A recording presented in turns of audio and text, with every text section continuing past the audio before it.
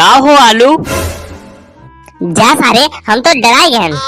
अरे तू ई झलियम कौन जड़ी बूटी हियरत है हो?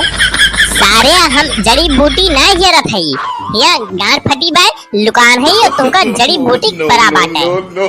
अरे का काहे लुकान बाटे यार? और कैसे हालत कौन भई बा? तो हारी खोपड़िया पड़िया के चिरक गए बाटे। ये से इतना पट्टी वट्टी कैस बंद हुआ है हो? का भवा भाई 4 दिन पहले तो मिला रहा तो बढ़िया एकदम टना टन रहा है। अब हम का बताई यार। अरे का भाहो कौनो एक्सीडेंट होई गवा का? अरे नहीं यार। ताऊ का भवा कुछ बताऊ बा? कैसे चटाना और काहे झलियम हल्के बैठा है आए ही? अरे हम उसके इश्क में इस कदर चोट खाए हुए हैं, कल उसके बाप ने फोड़ दी खोपड़िया और आज उसके भाई आए हुए हैं।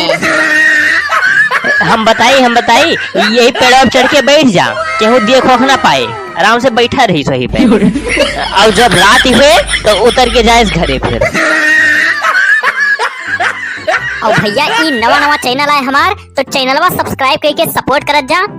ऐसे नई वीडियो रोज देखे मिले आप सबका।